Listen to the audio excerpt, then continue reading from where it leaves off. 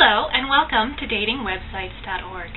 My name is Kat Richter, and this week I'll be answering a question from one of our bloggers, Maria Burnham. Maria is a hairstylist and writer who lives in Brooklyn.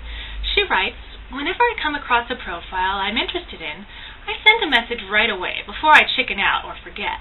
I think winking or rating someone 4 or 5 stars is a cop-out, and I like how a personal message shows a little initiative. I even take the time to peruse the details on the profile so that I can personalize the message even more, making it obvious that I did more than just screen the photos.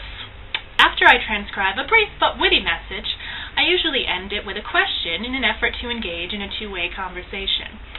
I usually end with, 'Anyway, how was your weekend?' Up until recently, I thought that was a good segue. But then I had a girl tell me that she thought any stranger asking about how her weekend was made her feel awkward and also seemed lame. Is there a better question I can ask? Or should I just type out my message and not include a question and assume that the recipient will engage in a conversation nonetheless?" Well, Maria, here's my answer to your question. In the online dating community, the sort of general rules are that if you receive a message from someone, they are looking for a response, and obviously it's up to you whether or not to grant that response, but I would urge you not to stress about coming up with a specific question simply to engage in further conversation, because sending a message is an indicator of that.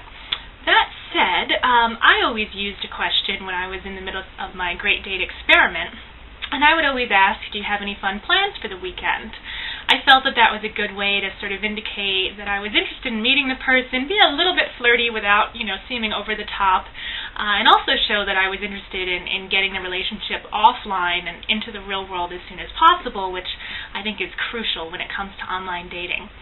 So I think that your icebreaker isn't bad as it stands currently. It may seem a bit awkward to some and overly personal, so if you are still concerned about that, I would encourage you to think of a different question based on, all of the information that you've read about in your profile. You can ask, I'd love to hear more about your trip to Portugal, or tell me more about, the art museum where you work, or something to that extent. So you can make it personal without seeming creepy personal and wanting to know, where were you last weekend?